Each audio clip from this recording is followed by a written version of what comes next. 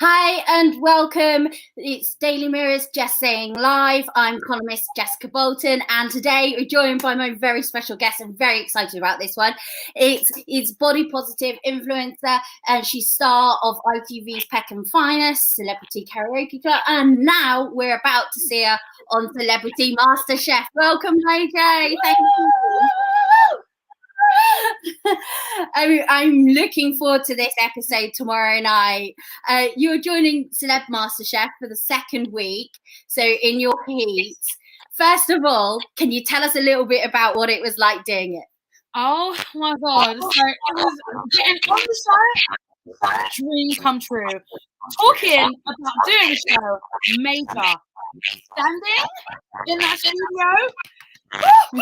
your heart's beating because it's very real. I didn't know that for some reason. I didn't think of there being a clock that I would be looking at whilst cooking, and it's there. You look down and you're chopping an onion, and you've got like 25 minutes left. You look back up and you've got 7 seconds left, and it's like, wait, how did this time go so quickly? I need more time. You're like, I'd be totally. I mean, I am not any good in the kitchen, so I never want to be on a show like that. But you've got a big passion for cooking, haven't you? So yeah, cooking was different cuisines especially has been a huge part of me growing up. I grew up in Peckham, where you've got jerk chicken, jollof rice, oxtail, Chinese, Indian takeaways all around the corner. And I had so many friends from different cultures. So food became a beautiful way of like connecting with other people, be it having arepas with my Colombian friend or learning more about Eritrean food when I moved into a hostel and my neighbor was from Eritrea. There were so many things about cooking, about food that I love, that cooking obviously became a part of that naturally. Yeah, that becomes part. And as we saw in your heat, you've got quite a competitive heat there. It's Chris Eubank, didn't really take him as a chef, but Cliff Parisi, who was Minty in EastEnders and obviously Call the Midwife. You got Melanie Black from All Saints there, and Gareth Malone, of course, choir master himself. So tell me about it. Who did you get on with? Who did you not get on with? And who would you really have liked to have got their hand on the hot stove? So no, do you know what? I got on with everyone. Everyone was lovely. I was most sorry, it just makes me laugh. I was most shocked by Sir Chris Eubanks, just because he is such a character, and I wasn't prepared for that at all. I said it, I can't remember where else I've said it, but there was a period where it was just him and I thought we might as well have a little chit chat, get along, rather than just sit awkwardly. So I said, "Hey Chris, how's it going? How you finding it? Have you been practicing? You've watched, what have you got in mind for your next couple of dishes?" And he just sort of turned to me in this really serious pose and said, "We will find out who can and who cannot. Here, we may be friends, but in the kitchen, we are enemies." And I just thought, it was some sort of riddle, countdown conundrum of words that I was like, I just wanted to know if you'd practice. Like, it was he was taking conversation, Chris. He wasn't giving anything away. He was, and you know what? He was very focused in the kitchen. The underdog that I didn't actually expect to be really good as well. Obviously, yourself. There's a little Cliff. Oh, was Cliff Cliff oh free? my dude. Guys, that's a serious cook. Serious. I did not expect that. Yeah. Every single step along the way, he kept on shocking me. I was like, oh, this is nice. There was a little bit in between, filming, cameras, move them around, there, where, the food's just left there. And Cliff's, I was like, can I have a piece? Can I have another piece? You have a little nibble. Can I have another piece? Even though that Mojo, we need you out the studio because we're also working. And I was like, oh, another piece. And I just took a little piece out in my in tissue, and then we shared it out. That was a little group I love that. You're stealing the other contestants' food. I hope this was after judging. Well, maybe I had a plan. Maybe I was ready to sabotage, because I was like, I'm here for the win. I'm not backing down. So if I need to pour a little bit extra salt in a dish by accident, then no, I'm joking. Accidents can happen. Just do what you gotta do, girl. You gotta do what you gotta do. But I think the biggest, a big moment was kind of just being next to Melanie Blatt. I grew up listening to All Saints.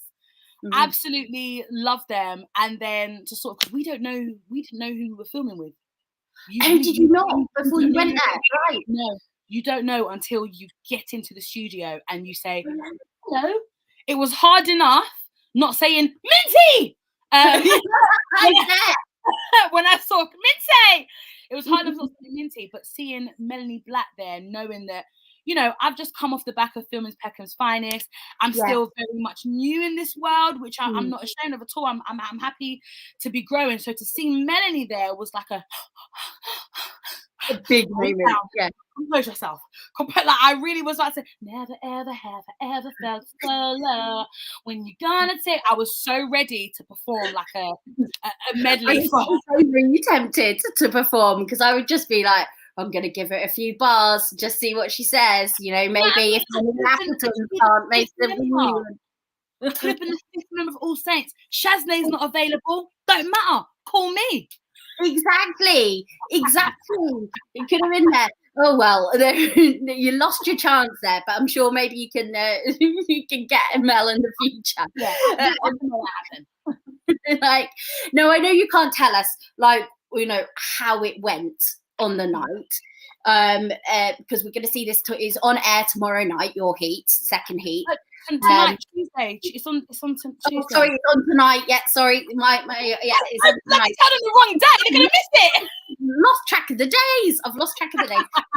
But you can tell us what you got under the cloche. What did you get? What was your weird ingredient? Mine was prawns with the shell on, and the eyes looking at me, and the tentacles trying to reach into my soul. I didn't enjoy that bit at all. I'm a clean cook in terms of, I like to buy things somewhat prepared from the, Yeah. I don't want to touch the shell. It was don't want to take the heads off anything. No. Just remember in that moment, I didn't enjoy that bit. Everything else was fine, but that one, not for me. I powered through, and you'll see the rest tonight. But I powered through. But those prawns, bleh. How did you find the street food challenge? How was that? I found it interesting. So the moment they said what the country, can I say the country? The moment they said the country it was from, I immediately thought of my friends that are from that country that may have migrated there from the Caribbean. So I was ready for like some chicken or some oxtail or something, or and that wasn't the case. So it was kind of difficult to recreate that based off of my instincts. But I believe I did a bloody good job. I like it. Now, what are John and Greg like when you meet them in the flash and they're judging your hard cooking? You've literally slaved over a hot stove to give them that. Greg's got this beautiful energy that I guess everyone has already, because I've already heard such good things and watching the show. He is this beautiful, vibrant personality, similar to mine, if I'm honest with you. So most of our conversations were just energy matching energy. Right, yeah. John, however, is very much I'm not that I had eggs at any point per se, but he was very much like, he'll just come and look at you and you look back at him and he'll look at you and he'll look at your eggs and say, those eggs are burning. and then just off he goes. He just goes off and says, yeah, your eggs are burning. It's quite intimidating. Say that again. It sounds quite intimidating, to be honest. Yeah. I was petrified because Greg might have something to say or a little bit of banter that might make you feel a little bit better about your eggs that are burning. Whereas John he's looking for technique. I think that's what matters to him most. Greg's probably here for the energy and the vibes, and then is going to enjoy the flavor at the end of it. Whereas John's really going to be looking for some sort of technique. What's she doing there? And that's more what he gives feedback on, the technique of what you use to get to this dish, to get to this level of culinary skill. Takes it very seriously, like Chris Eubank obviously is taking it very seriously, which probably makes sense considering he's a boxer and he's into competitive sport. I guess that's why Chris is probably going to fight to win regardless of whether it's cooking chicken or in the ring. Like, I just want to talk about some of your other things you do as well, because people will know you from ITV's Peck and Finest, and you did Celeb Karaoke Club as well. Fantastic on that, by the way. If anyone hasn't seen it, the giant snake thing that you had around your neck. My anaconda. See, when I first saw it and first saw the giant snake, I thought, right, it's going to be Britney toxic. And then I was like, no, it's Anaconda. I should have guessed that one. It's great. It's brilliant. But your big thing is about body positivity and being this sort of body positivity influencer. And you've done loads of stuff huge on Instagram and TikTok and talking all about this issue, which is really important right now, I think.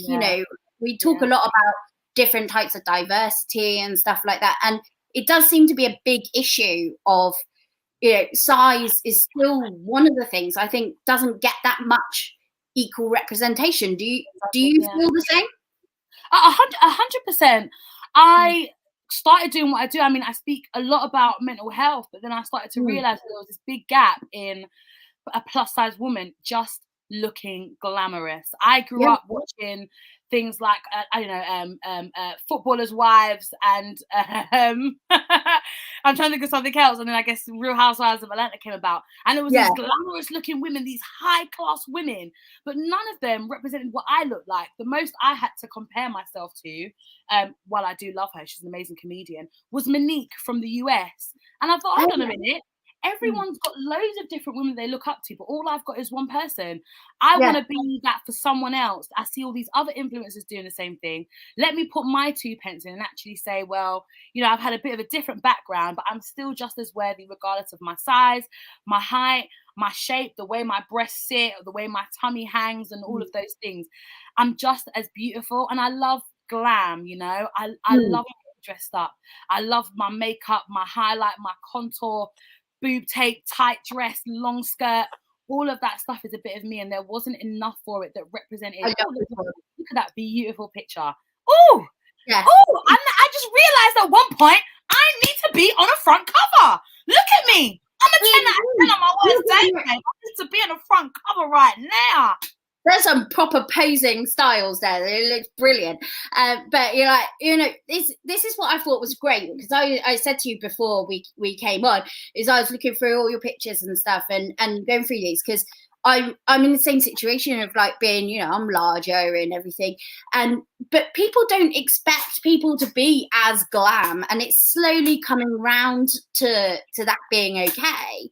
But you still don't really see it very much on TV. You don't really see that many people. And one of your posts, you talk about, you used to wear just baggy clothes that kind of tried to hide everything. And I think that's still sort of the way a lot of fashion is still going. It's got better, but it's still got a way to go. it's still got a long way to go. If you go on some certain websites and shopping online and stuff, you'll see the plus size section is still full of clothes that hide and what we, the word's rubbish, flatter the body. Everything's baggy, loose fitting, and that's great for those that don't like tight fitting clothes regardless of their size. But what about the section of women that do enjoy dressing that way? It's very difficult, or I have to order from America, and I'm just like, well, no, but I'm big and I'm fashionable, I'm big and I'm trendy, and these bodies, we take up so much space, we might as well occupy it in a bloody good outfit. I want to be seen. I'm not trying to hide this, because most bodies look like mine anyway. Every woman somewhere around the world, in every country, every borough, every state, every town, has got a belly that hangs, some chubby arms, saggy boobs, because they don't stay up there, by the way, guys. I wish they don't. All down here, but you know what? They're still gorgeous. They're still beautiful. Exactly. And I think it's so great that people are now talking about these things and going, do you know what? That is just as attractive, is just as beautiful, just as glamorous as seeing your like Holly Willoughbys and your whatever, I went to a party the other day, and this is and this shouldn't cause offense. I went to a party the other day, and I had makeup on, I had this cute backless top on, and I was with someone that just had a different approach to style and less makeup and a really cute, simple dress.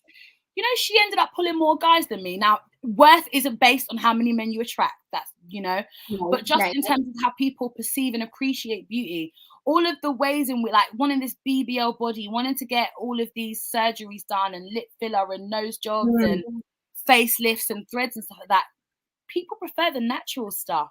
Yeah. It's your natural self is 1,000 times more sexy. Sorry. No, that's such a good point, because you do see that, and all these people that go over the top, you just think it's not great at the end of the day. We've got a comment here saying that you look great and keep up the super style. Oh, thank you, Sue. There's a nice one there. It's like, now you mentioned this before, but you talked about how mental health had kind of been the sort of first way into what you were starting to talk about. Because I know you came from a really difficult background growing up, didn't you? Can you sort of tell us about your journey there? I hate that word, but you know what I mean. So I initially started my Instagram page just because I was going through depression, like a really bad bout of depression. I didn't have the healthiest relationships around me at the time, but I still need an outlet, right? We still need someone to put those feelings and emotions. So I started sharing that on Instagram, started telling the truth about, it's actually been a bit of a difficult journey. I was raised in care. As much as I love my foster grandma with all of my heart, technically, I shouldn't have met her, because we should be raised by around like our biological family and stuff, but things didn't work out that way. And that journey led me through some beautiful relationships with my grandma and the people that I call friend today. But also there's hardship when you're not raised in safer, let's say more stable kind of living situation, and then living in a hostel when I was 17 and going through homelessness multiple times. I just started to feel like this feels really lonely, but based on science alone, I can't be alone. I can't be the only one that's hidden homeless and going through depression, has these really strained relationships with family. So I started to share that and made a little promise to myself. My foster grandma would always say, and I believed it, that one day, sweetheart, because I'm actually from up north, one day, sweetheart, your name's going to be up in lights. My grandma would always say that to me, and I believed it. And I just thought, well, if I don't have a job, don't have a home, don't have any money or anything go for myself, I might as well just chase after my dreams, seeing as I literally don't have anything to lose. And I did. And I tried again, and I flopped, and I fell on my face, and I got back up, and I tried again, and there she is. There's the love of my life. Your foster grandma, as you call her. That's my babes. I met that woman when I was 3 months old, and she looked after me for 12 years. It was only meant to be about 2 years, but due to a breakdown in other relationships, I ended up staying a lot longer. And for 12 years, that woman raised me free of charge, was not paid a penny by social services or anyone else that was meant to be a caregiver of mine. And that belief in me, and I think that love that I received, that was just so natural and so pure, really ignited a fire in me that no matter what, I want to make her proud. I want to make all of her effort, her hard work worth it. I mean, it already is because I'm doing so well, but to have it on a screen just makes it all the bit better, just makes it all the bit sweeter. So I shared all of that on Instagram, and as I started to get better and started to recover and started to seek out therapy, I thought, well, I might as well share that as well. I'm not just going to get people to share in my sadness. Let's share in the joy as well. And then it just became something that I do on a daily basis with my Mojo motivation, and always letting people know that you are beautiful, you are powerful, you are sexy, kind, strong, and intelligent. And I think that's just such a great message, because people aren't sending that kind of message. Like a lot of people, you've been through so much, as you sort of say, you've been through, I can't even imagine what it'd be like to be coming through the sort of foster system and go through all of that. And yes, you had your gran, but, still difficult, situation. And a lot of people would have fallen by the side and felt, and not been able to pick themselves up from that. So the fact that you're doing that and also helping others is fantastic. And the fact that you're helping to share it. So it's really, really good. And, and also now to be doing the whole body positivity movement as well, which I think is, like we were saying, so important. Now, I know one of the things that you've also do is you do a lot of dance, don't you? You do a lot of dancing videos, which I love. And you got to dance for Lizzo at Glasgow, didn't you? Life changing. I danced with the queen of body confidence, of body acceptance, of body neutrality, body positivity, body everything. Such an icon. Oh man, the memories. What was that like doing it? What was it like on stage? It was unbelievable. It went by so quickly, but there was this moment where, of course, we arrived mid-performance. Let's say it took so long to get through bloody Glastonbury security. But we didn't get to meet her before she went on stage. So we got there, getting all prepped up, getting our t-shirts, getting our leggings and stuff sorted out. And there was this moment where she'd finished the song. Her main dancers were still twerking and jumping and shaking and dancing. She came around, hey girls, thank you so much for doing this. I love you. I'm so proud of you. Go out there, kill it, smash it, okay? We're going to do this, we're going to do that. Rah, rah, rah. And she goes back on stage and just belts out this song, just casually, belting out these beautiful notes. And then the stage manager was like, okay, girls, are you ready? 10, 9, 8, 3, 2. And it was just go. Literally, he just said go. And they said, one of you, Lizzo's going to interact with one of the dancers, right? She might the bump, be a little hip bump or something. And I just said, well, it's going to be me. It's not going to be anybody else. Not going to be anyone else. So as soon as I ran to the stage, I ran to the center. I ran right beside her. And it was, thank you. I ran right to the center, and I said, "This is my moment," because you've got to treat every job, every opportunity like it's going to be the last one. So I ran straight to the middle. I said, kitty cat, purr. Other big girls down to the floor, and I was ready. And then she came beside me, and I was twerking, and she smacked my bum. And I was like, "I'm never going to wash this bum cheek again."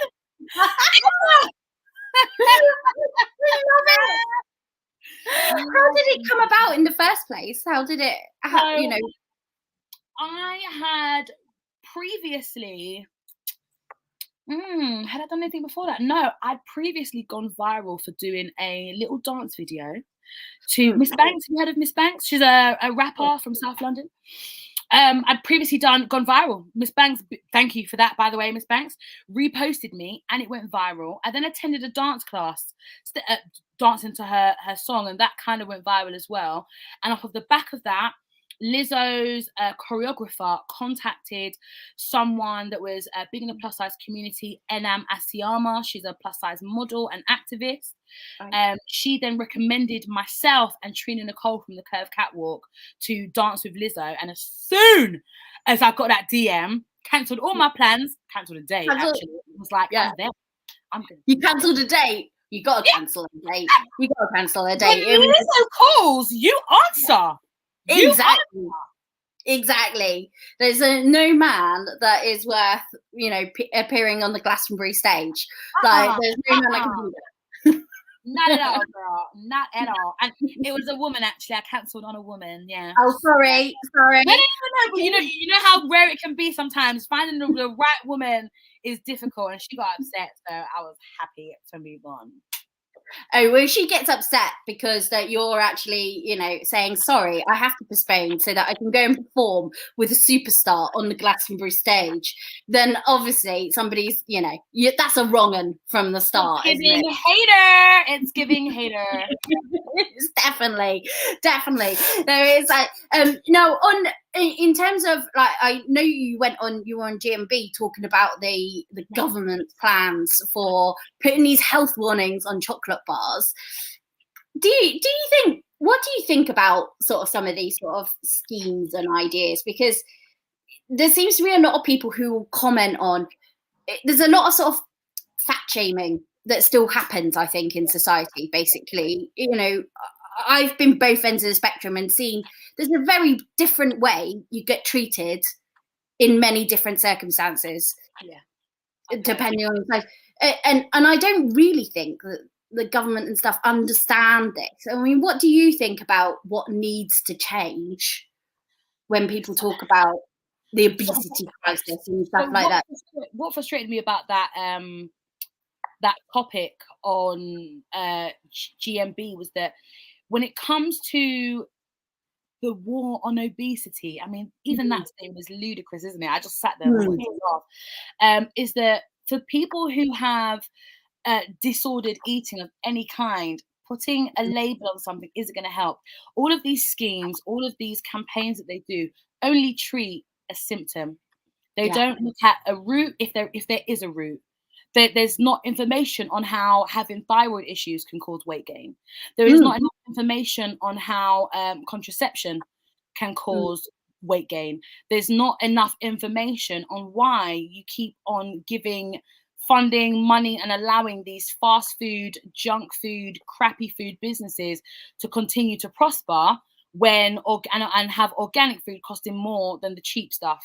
If we were to look at those issues in our diet industry, I strongly feel like that a long-term change could be made, and people wouldn't be resorting to these fad diets and these crazy other, what can I call them, quick, not all surgeries are quick fix. I understand for some people bariatric surgery is the only option, but there are people out there that are not struggling with any kind of disordered eating but just want to be slim, that are getting these bariatric surgeries, and I don't believe that to be healthy. Where it's needed when someone's maybe struggling with mobility and what have you, but outside of that, I don't think people should be referring to those drastic measures, and they wouldn't need to if the government took more care on our mental health for people who do have disordered eating and have maybe a sort of issue, a comfort eating habit or something like that. Then we're starting to address the root. Then we're going to deal with or address this issue much better than just trying to eradicate a kind of people that have existed for years. Fat people didn't start existing in 1961. Wasn't your king Henry VIII? Wasn't he a plus size fellow? Didn't he have to have a bit extra material? And you guys hailed him as your king. So make me your queen. I love that. And that's such a good point. And like we were saying before about getting more people of different sizes on screen, I think is one of the big things to focus on. Yes, I had to say, with Celebrity Karaoke Club, I had to shut it down.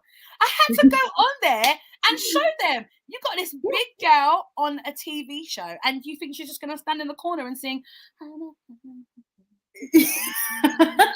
going to show you that some of them slim girls there on the stage could not do the splits the way I could. Okay, that's a shout out to all my big size, plus size, fluffy girls out there.